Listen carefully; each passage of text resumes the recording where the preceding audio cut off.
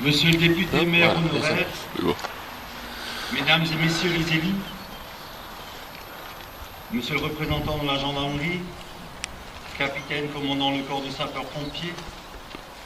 mesdames et messieurs les représentants des autorités civiles, militaires et religieuses, mesdames et messieurs les représentants des associations patriotiques et civiles, monsieur le ministre du culte, mesdames et messieurs les chefs d'établissement scolaire et de santé, merci aux jeunes présents ce matin pour participer à cette cérémonie. Mesdames et messieurs, chers jeunes, le 8 mai 1945,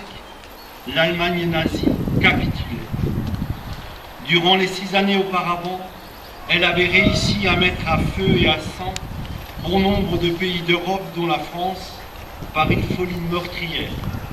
par une haine profonde, par une horreur sans égale, par l'extermination et la déportation, elle a voulu imposer la suprématie arrière. Notre région, l'Alsace, a payé un lourd tribut. Des milliers de morts, de déportés et disparus, sans compter les drames familiaux générés par des démarches idéologiques opposées,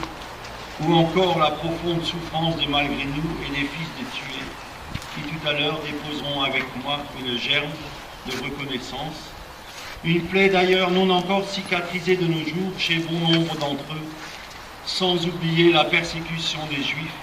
sans distinction de sexe et d'âge. Bon nombre de nos concitoyens ont connu dans leur jeunesse les affres de ce conflit, dont l'origine est à chercher dans une doctrine extrémiste qui, d'une manière fanatique et sans pitié, a voulu s'imposer, dévastant littéralement sur son passage tout ce qui ne rentrait point dans le moule qu'elle s'était forgé. Nous, les générations d'après-guerre, nous nous devons d'entretenir la mémoire de tous nos compatriotes qui se sont battus contre cette idéologie, n'écoutant que leur devoir et l'amour de leur patrie jusqu'au sacrifice de leur vie. Ce sens profond du devoir, l'esprit de solidarité et de fraternité, l'abnégation et le courage ont constitué le socle de la résistance qui a permis de faire capituler l'Allemagne nazie. Ces femmes et ces hommes se sont sacrifiés pour qu'il n'y ait plus jamais cela, mais surtout pour que les générations à venir, dont nous sommes, puissent vivre dans une Europe de paix, une Europe de sécurité, une Europe de progrès.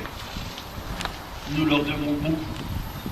Mais nous savons également que cet héritage est nous rapporté et que nous devons continuer à rester vigilants. Oui, soyons vigilants, car la ségrégation, la puissance dominatrice et exterminatrice d'un peuple sur un autre sont toujours en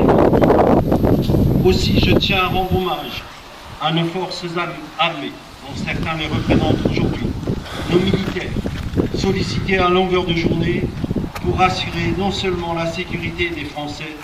mais aussi de divers peuples à travers le monde. Ayons foi en l'homme, en ses ressources qui lui permettent de faire des gestes ô combien significatifs.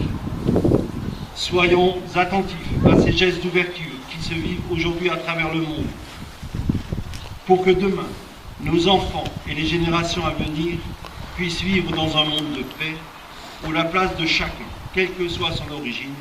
sa couleur ou sa religion, lui soit garantie. Qu'au lendemain des élections présidentielles françaises,